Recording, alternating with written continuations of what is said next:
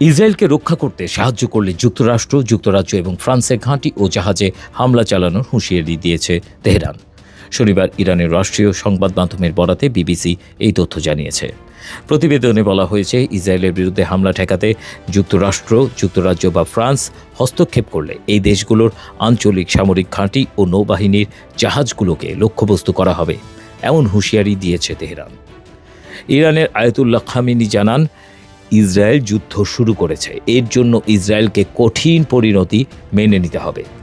ইসরায়েলের হামলাকে যুদ্ধের ঘোষণা বলে উল্লেখ করেছেন ইরানের পররাষ্ট্রমন্ত্রী আব্বাস আরাঘাচিও। হামলার পর জাতিসংঘের কাছে লেখা একটি চিঠিতে তিনি বলেন, এই হামলা যুদ্ধের ঘোষণা, এর মাধ্যমে ইরানের সার্বভৌমত্ব লঙ্ঘন করা হয়েছে। বিষয়টি নিয়ে অবিলম্বে আলোচনার জন্য জাতিসংঘের নিরাপত্তা পরিষদের প্রতি আহ্বান জানিয়েছেন তিনি। এমন পরিস্থিতিতে ইরান ও ইসরায়েলকে সর্বোচ্চ সংযত থাকার আহ্বান জানিয়েছেন জাতিসংঘের মহাসচিব অ্যান্তোনিও গুতেরেস। ইরানের পারমাণবিক স্থাপনায় ইসরায়েলের হামলার নিন্দাও জানিয়েছেন তিনি। এদিকে ইরানের ক্ষমতাসীন কট্টর ইসলামপন্থী শাসক গোষ্ঠীর বিরুদ্ধে দেশটির সাধারণ জনগণকে বিদ্রোহ করার আহ্বান জানিয়েছেন ইসরায়েলের প্রধানমন্ত্রী বেনিয়ামিন নেতানিয়াহু। সামাজিক যোগাযোগ মাধ্যম এক্সে পোস্ট করা এক বার্তায় তিনি এই আহ্বান জানিয়েছেন। মার্কিন সংবাদ সংস্থা অ্যাক্সিওস গতকাল 2 ইসরায়েলি কর্মকর্তার বরাতে জানান, ট্রাম্প প্রশাসন ইসরায়েলি হামলার পরিকল্পনায় বাধা দেওয়ার শুধু ভান করেছে, কার্যত তারা কোনো বাধা দেয়নি। ট্রাম্প পরে বলেন, তিনি হামলার আগে ইরানকে একটি নতুন পারমাণবিক চুক্তিতে সম্মত হওয়ার জন্য 60 দিনের সময় দিয়েছিলেন। ইসরায়েলি গণমাধ্যম গত মার্চে এই 60 দিনের সময়সীমার খবর প্রচার করেছিল। ট্রাম্প প্রশাসন ইরানের সঙ্গে গত 12 এপ্রিল আলোচনায় বসে। এর ঠিক 61 দিন পর ইসরায়েল তেহরানে হামলা চালালো। 2 মার্কিন কর্মকর্তা মিডল ইস্ট আইকে বলেন, সাম্প্রতিক মাসগুলোতে আলোচনার পুরো সময় জুড়েই ট্রাম্প প্রশাসন ইসরায়েলে অস্ত্র ও গোলাবারুদ সরবরাহ অব্যাহত রেখেছে। যুক্তরাষ্ট্রকে ক্ষেপণাস্ত্র সরবরাহের বিষয়ে আলাদাভাবে জনসম্মুখে কিছু জানাতে হয়নি, কারণ $740 কোটি একটি অস্ত্র চুক্তির অংশ হিসেবে এটি আগে থেকেই অনুমোদিত ছিল। ইসরায়েলের হামলার পর শুক্রবার রাতে ইসরায়েলকে লক্ষ্য করে শত শত ক্ষেপণাস্ত্র ও রকেট ছোড়ে ইরান। হামলায় তেল আবিবের একটি বহুতল ভবন থেকে ধোঁয়া উঠতে দেখা যায়। এই সময় ইসরায়েলের আকাশ প্রতিরক্ষা ব্যবস্থাগুলো সক্রিয় হয়ে ওঠে, শোনা যায় সাইরেনের শব্দ। পরে ইসরায়েলের সামরিক বাহিনী জানায়, ক্ষেপণাস্ত্র হামলা চালিয়েছে ইরান, সেগুলো প্রতিহত করতে আকাশ প্রতিরক্ষা ব্যবস্থা কাজ করছে। সাধারণ মানুষজনকে নিরাপদ আশ্রয়ে যেতে বলা হয়েছে। ইরানের এই হামলায় তেল আবিবে অন্তত 15 জন আহত হয়েছেন এবং অন্তত 3 জন নিহত হয়েছেন। ইসরায়েলি সংবাদ মাধ্যম কান বলছে, বেশ কয়েকটি ভবনে ক্ষেপণাস্ত্র হামলা চালিয়েছে ইরান। আল জাজিরার খবরে এই তথ্য জানানো হয়েছে, তবে কোন এলাকায় এই সমস্ত হামলা হয়েছে তা জানানো হয়নি। রয়টার্সকে 2 মার্কিন কর্মকর্তা জানান, ইসরায়েলকে লক্ষ্য করে ইরানের ছোড়া ক্ষেপণাস্ত্রগুলো ভূপাতিত করতে মার্কিন সেনাবাহিনী সহায়তা করেছে। ইসরায়েলে নিযুক্ত মার্কিন দূত মাইক হাকাবি শুক্রবার দিবাগত রাত থেকে শনিবার ভোর পর্যন্ত 5 বার নিরাপদ জায়গায় সরেছেন। ইসরায়েলের ইরানের ক্ষেপণাস্ত্র হামলার পাল্টা প্রতিরক্ষা ব্যবস্থা হিসেবে এবং প্রতিশোধ হিসেবে বারবার হামলা করার কারণে তিনি জায়গা বদল করতে বাধ্য হয়েছেন। সুরক্ষিত আশ্রয় কেন্দ্রগুলোতে থাকতে হয়েছে তাকে।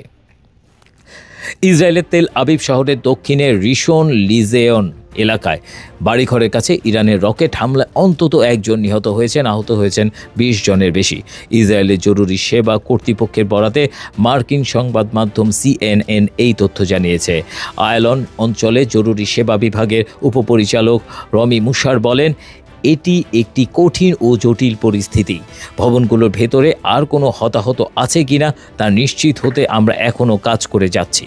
সিএনএনকে দেয় একটি সাক্ষাৎকারে যুক্তরাষ্ট্রের নিযুক্ত ইসরায়েলি দূত বলেন, ইসরায়েলে 1 নারী নিহত এবং আরও 40 জনের মতো মানুষ আহত হয়েছেন। আরেক মার্কিন সংবাদ মাধ্যম নিউ ইয়র্ক টাইমসও ইসরায়েলে 1 জন নিহত হওয়ার তথ্য প্রকাশ করেছে। ইসরায়েলের বেন গুরিয়ন আন্তর্জাতিক বিমানবন্দর পরবর্তী নির্দেশ না দেওয়া পর্যন্ত বন্ধ ঘোষণা করা করা হয়েছে। গতকাল ইরানের সংবাদ মাধ্যম নূর নিউজ জানায়, তেহরানের আবাসিক এলাকায় ইসরায়েলি হামলায় ৭৮ জন নিহত এবং ৩২৯ জন আহত হয়েছেন। নিহত ব্যক্তিদের মধ্যে ৬ জন পরমাণু বিজ্ঞানী রয়েছেন। হামলায় ইরানের সেনাপ্রধান সহ অন্তত ২০ জন সামরিক কমান্ডার নিহত হয়েছেন। ইরানের ইসলামিক রেভলিউশনারি গার্ড কোর জানিয়েছে, ইসরায়েলের হামলায় তেহরানে তাদের প্রধান কার্যালয় ক্ষতিগ্রস্ত হয়েছে। এতে এই বাহিনীর প্রধান হোসাইন সালামি নিহত হয়েছেন। তেহরানের আবাসিক এলাকায় হামলায় বেশ কয়েকজন শিশু নিহত হয়। এছাড়া হামলায় ইরানের সেনাপ্রধান মেজর জেনারেল বাখেরি নিহত হয়েছেন বলে জানিয়েছে দেশটির রাষ্ট্রীয় টেলিভিশন চ্যানেল।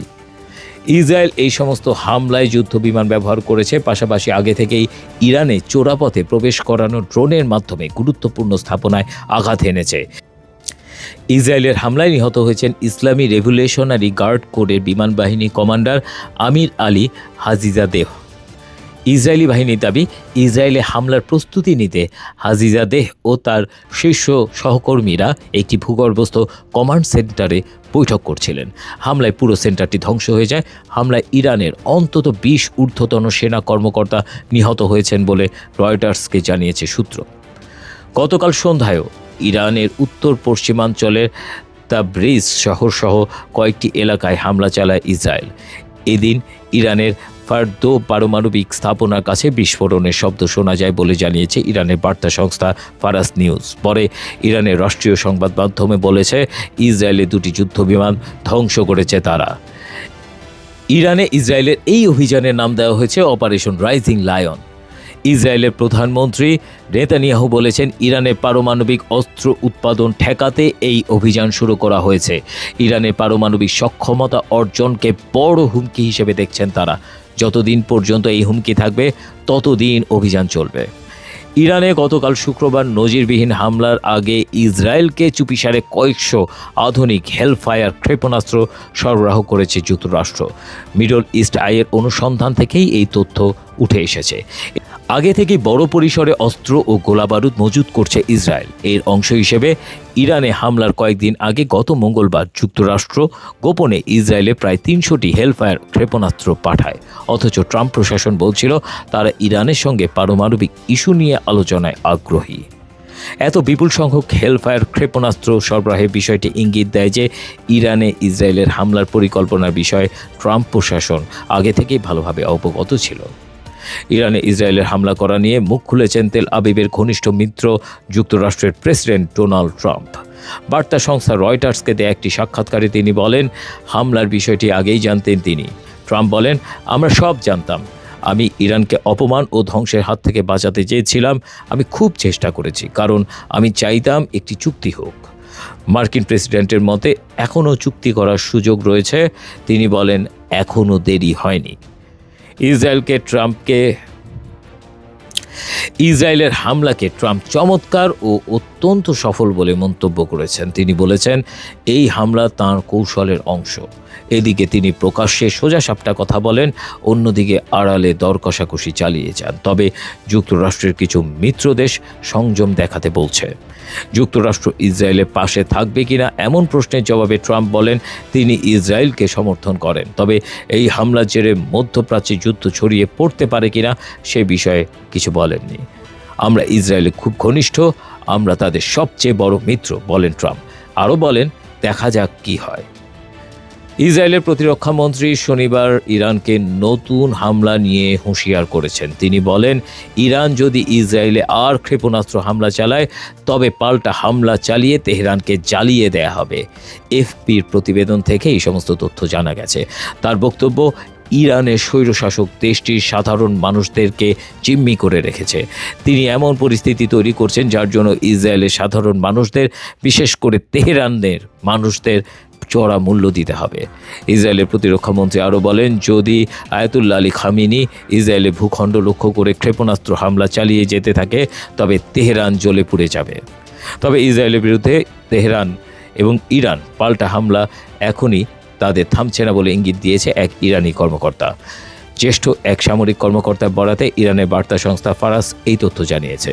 গতকাল 2 মার্কিন কর্মকর্তা বলেছেন, ইসরায়েল অভিমুখে ধেয়ে আসা ইরানের ক্ষেপণাস্ত্র ভূপাতিত করতে তেল আবিবকে সহায়তা করছে যুক্তরাষ্ট্র। এদিকে ইরানের সর্বোচ্চ নেতা ও সশস্ত্র বাহিনীর সর্বাধিনায়ক আয়াতুল্লাহ আলী খামেনির নির্দেশে মেজর জেনারেল আমির হাতেমিকে ইরানের সেনাবাহিনীর প্রধান কমান্ডার হিসেবে নিয়োগ করা হয়েছে। এছাড়াও জেনারেল মোহাম্মদ হোসেন বাঘেরি নিহতের পর আয়াতুল্লাহ খামেনি সদ্য পদত্যাগকারী প্রধান major general Seyed Abdur Rahim Musavir প্রতি কৃতজ্ঞতা প্রকাশ করেন এবং তার সততা ও মূল্যবান প্রচেষ্টার প্রশংসা করেন। একই সঙ্গে Ayatollah Khamenei major general Seyed Abdolrahim মুসাভিকে সশস্ত্র বাহিনীর চিফ অব স্টাফ হিসেবে নিয়োগ দেন। টেক্স রিপোর্ট, বাংলার আওয়াজ।